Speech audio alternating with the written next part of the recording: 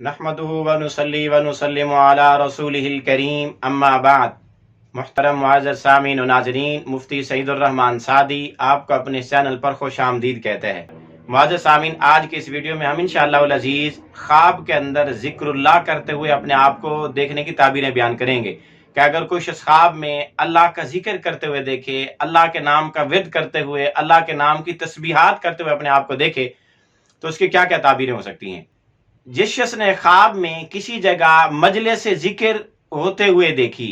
خواب میں اس کو نظر آئی کہ یہاں لوگ بیٹھ کر اللہ کا ذکر کر رہے ہیں، خواب وہ قرآن کی شکل، تلاوت کی شکل میں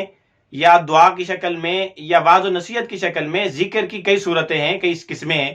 تو کسی بھی انداز سے اللہ کا ذکر کرتے ہوئے، خاص طور پر جو اہل اللہ علماء صلحاء اللہ کا ورد کراتے ہیں، یہ ذکر کرتے ہوئے اگر کوئی آدمی خواب میں دیکھے تو اس کی تعبیر یہ ہے کہ جس جگہ اس نے یہ مجلس دیکھی، جس جگہ یہ ذکر ہوتے دیکھا، اس جگہ کے آباد ہونے، اس جگہ کے مضبوط ہونے، خیر و برکت والا ہونے کی علامت و نشانی ہے۔ اسی طرح اگر کسی مرد یا عورت نے خواب میں دیکھا کہ وہ کثرت سے اللہ کا ذکر کرتا ہے، یعنی تسبیحات میں ہے اللہ اللہ اللہ اللہ کیے جا رہا ہے، اللہ کا نام دہرایا جا رہا ہے، تو اس کی تعبیر ہے کہ خواب دیکھنے والا اپنے دشمنوں پر غلبہ پائے گا، فتح پائے گا۔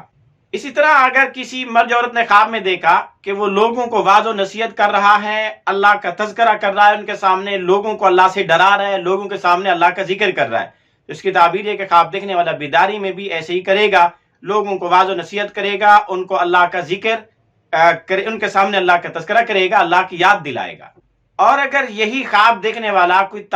تاجر آدمی ہے، کاروباری آدمی ہے، تو اس کی تعبیر ہے کہ خواب دیکھنے والا خوب نفع کمائے گا، تجارت میں اس کو خوب نفع آئے گا اور لوگوں کو بھی نفع پہنچائے گا۔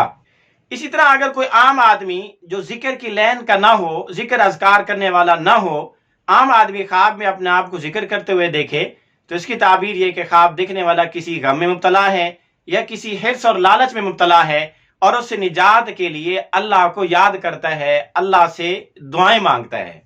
اسی طرح اگر کوئی آدمی خواب میں ذکر کرتے ہوئے اپنے آپ کو دیکھے اور خواب دیکھنے والا بیمار ہو تو شفا پائے گا، مقروض ہو تو اس کا قرضہ ادا ہوگا، کسی تنگی اور سختی میں ہو تو اس کی تنگی اور سختی دور ہوگی، اور اگر کسی غم میں مبتلا ہے تو اس کا غم اور رنج دور ہوگا۔